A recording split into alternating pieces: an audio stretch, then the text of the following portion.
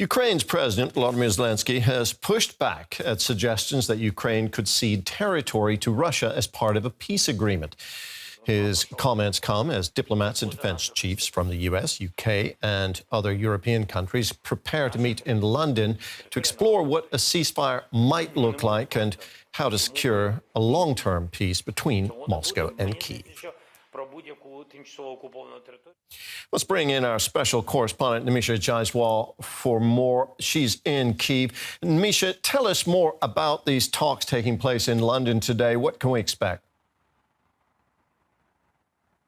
Well, Terry, these talks were meant to be an opportunity for Ukraine to react to the U.S. peace framework that was presented to them just last week in Paris. This was a meeting of Ukrainian, European and American officials, similar to the one that we are expecting today. But a lot has happened between these two meetings. We had Marco Rubio and Donald Trump saying that they would walk away from negotiations if a deal is not made soon. We had Putin proposing the so-called Easter truce, where there was at least no airstrikes, even though frontline skirmishes continued.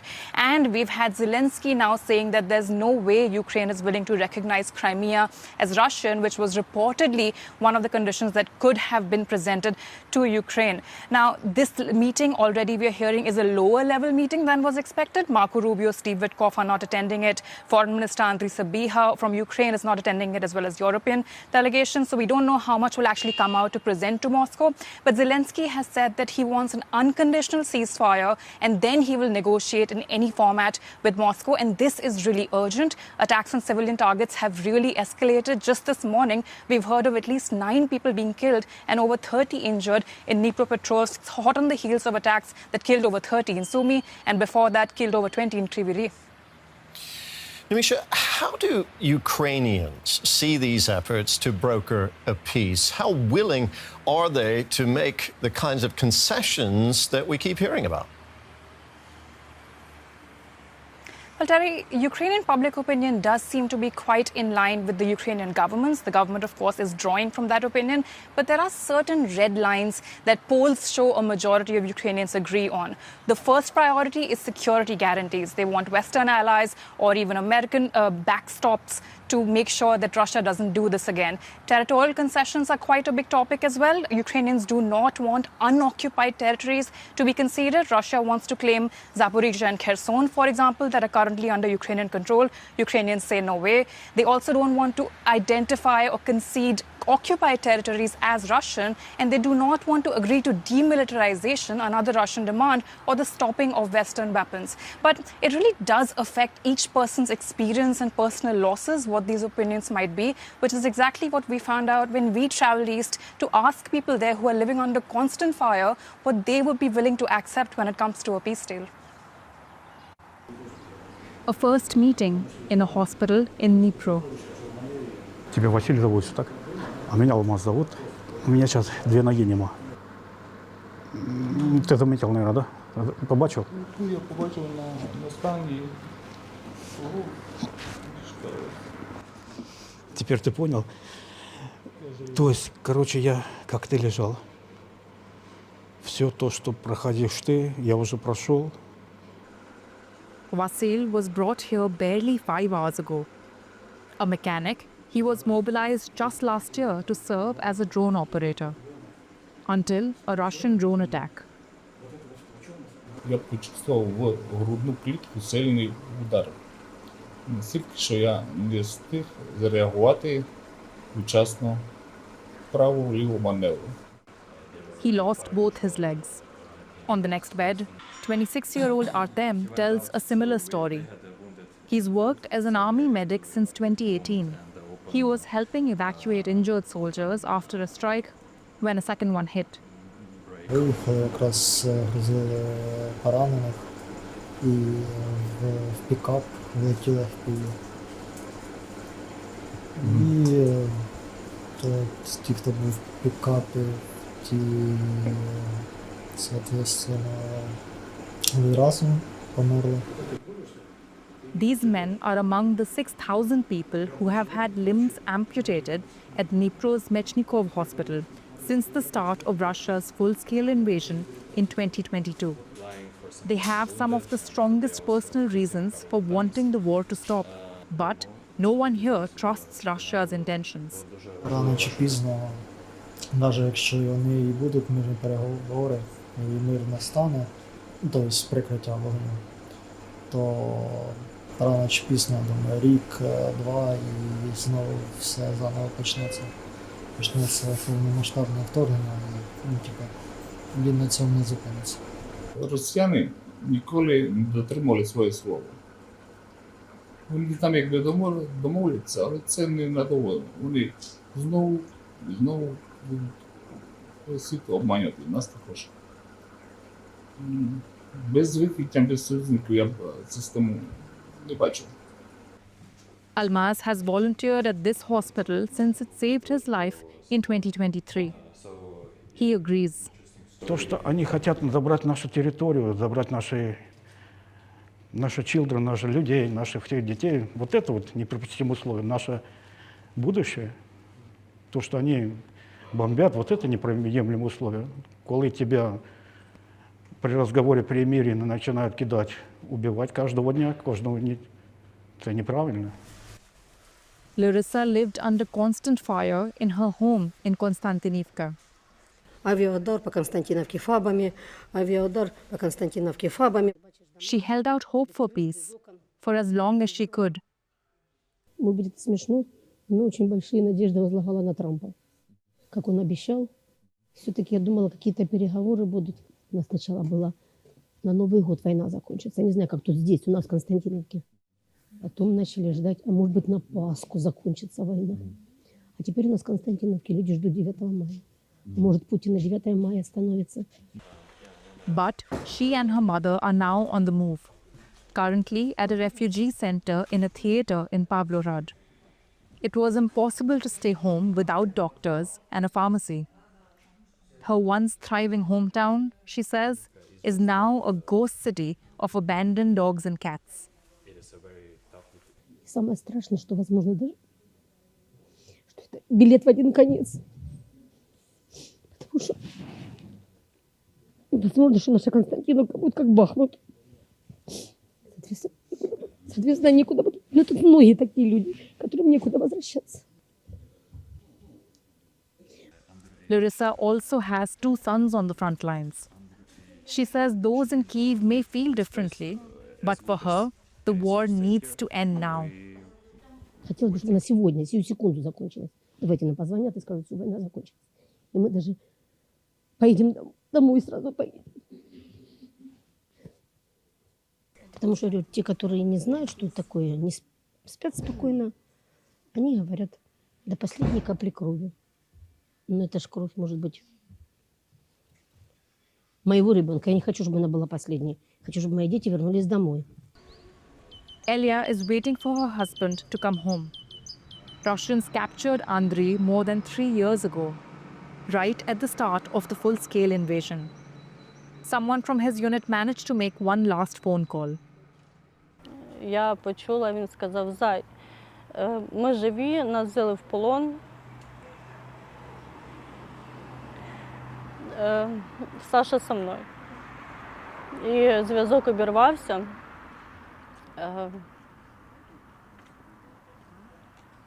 І більше на зв'язок він не виходив. This is Sasha, Andriy's nephew. He was released in a prisoner exchange this February. He brought back horror stories of torture and starvation. Це постійний страх. Постійний страх, мені кажеться, більше. Саме таке, що важко було це ждати цього моменту, коли тебе виведуть і будуть екзекуції з тобою робити. Ті, що вони робили з нами. І того, що ще немає ніякої інформації, повно, взагалі нічого не знав, не чув, ніхто нічого не розказував, не показував. As Sasha slowly finds his feet again, the family waits for news of Andriy. They find the ongoing peace negotiations heartening, but would not want to end the war on Russia's terms. Дуже багато наших героїв загинуло. І, наприклад, я б не хотіла, щоб це все було задарма. Тому що мій чоловік пішов захищати свою сім'ю, і щоб сина, наприклад, сину потім не прийшлось іти воювати, щоб він через це пекло не проходив. Elia believes this is where pressure on Russia from Ukraine's Western partners could help. She rejects Russia's demands for Ukraine to demilitarize, but acknowledges there will be some concessions. Я розумію, що не всі території ми вже зможемо, наприклад, повернути, але країна має лишитися максимально цілісною. Andriy has no doubt about the country's unity and resilience, even the parts under Russian control. The 22-year-old has had first-hand experience. He was at home in Mariupol when Moscow's troops invaded. Я побачив все те, з чого починається війна. Це зникнення води, зникнення світла, зникнення опалення, зникнення зв'язку як такового. Також розграбування магазинів, танки, військових, бомбардування і перші смерті. Я дізнався, як виживати. After being cut off from the world for months, Andriy joined a resistance channel on Telegram, documenting what the occupiers were doing. Завданням було пофотографувати місця, де, можливо, дислокуються російські війська, де вони пересуваються, пересування техніки, і якщо є якісь системи ПВО, також надсилати. But he was found out and heard that the Russian occupying authorities were looking for him. A year after the occupation started, Andriy escaped Mariupol with the help of anti-war Russians. He left without telling his parents. Now studying in Dnipro, what he wants most is for the war to end now. Люди просто втомилися жити у воєнний час. Вони хочуть хоча б, не знаю, видихнути, прогулятись містом вночі. Тривоги у кожному місті, вони додають болісного відчуття, що війна ще триває. Також військові постійно на передовій, їм потрібний відпочинок. Andriy knows peace will come at a cost. Кордони України зміняться, але я думаю, люди, які проживають на тих територіях, я думаю, що вони не зупиняться на цьому, вони продовжують свою діяльність в окупації навіть. Як це робив я, як це робили люди з Донецька, які проживали там 10 років і досі це роблять. He doesn't know how long it'll take, but he says he's certain that one day he'll get to go home.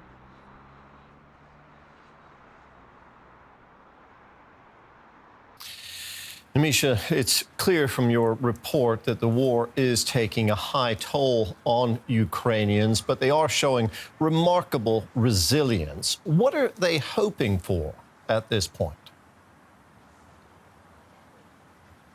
Well, Terry, it really depends on who you talk to, because there are people who will tell you, as we heard in that report, that we cannot trust Russia, we cannot agree to their terms. But there are also people who are exhausted and they are hoping for a peace right now, Everybody agrees that it is Russia to blame. A lot of people in the East actually take the time to emphasize, look, we may speak Russian, but this does not mean that we support what Russia is doing. But we had somebody say to us, what is this victory that we are fighting towards? We had somebody say to us, let there be a peace so I can leave with my kids, I can go abroad. We had somebody from an occupied territory say to us that call it Russian, people will keep resisting. So there's this hope for peace and this distrust of Russia that really stands out. But just to point out an interesting number to you. Over the course of the war, things have shifted. Ukrainians have been pragmatic about this. It's not like they're holding a tough line that's impossible to change.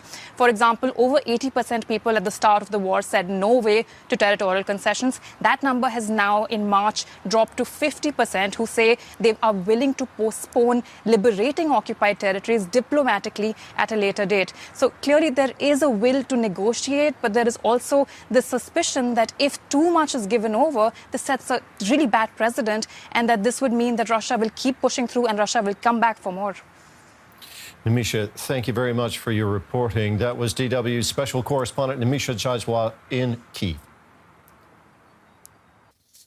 And we can speak about that with Andras Ratze, Senior Research Fellow at the German Council on Foreign Relations. First, thank you so much for joining us. I'd like to start with the efforts for peace. That meeting planned for today in London has been downgraded. U.S. Secretary of State Marco Rubio having decided to skip it after Zelenskyy rejected the American proposal. In your view, can the talks still be saved? These particular talks would be very hard to hold on the original level. It is not surprising that the Ukrainian side rejected the U.S. offer because it would have required Ukraine to officially recognize the Russian annexation of the Crimea, so to officially cede some of its territory and also de facto agree to the Russian occupation that had taken place since February 2022. So the Ukrainian rejection should not come as a surprise. Mm-hmm. We are also expecting talks in Moscow in the coming days. Is there any kind of path forward there, you think, or any room where the U.S. And Ukraine could agree to what's being proposed? Unfortunately, I need to be pessimistic here. With a bit of simplification, there are three different types of agenda. I mean, the U.S. administration optimizes or trying to optimize to the speed of closing the conflict, and details do not matter that much to them.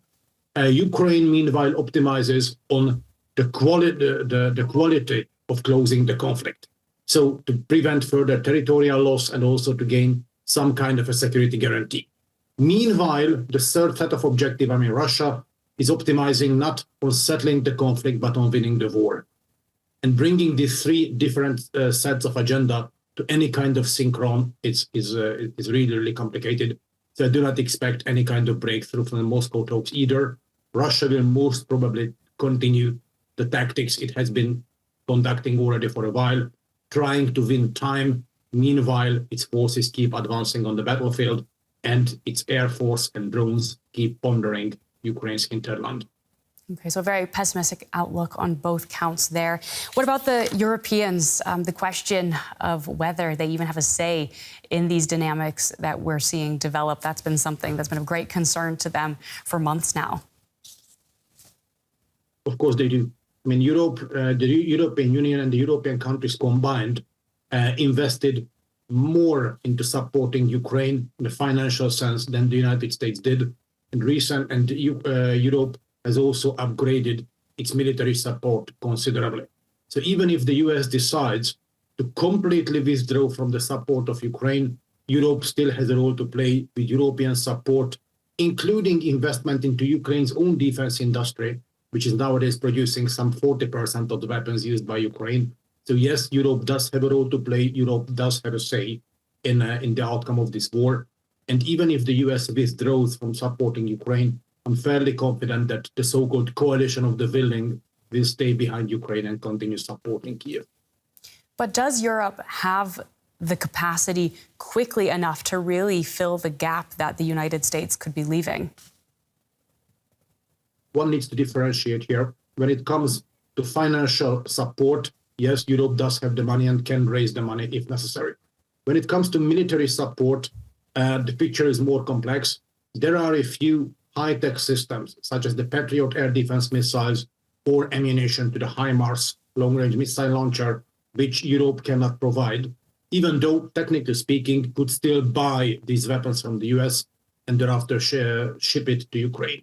However, when it comes to conventional artillery shells, military supplies, vehicles, spare parts, fuel, and all these things, Europe can and has the capacity to almost completely replace the United States, particularly in the medium and the long run.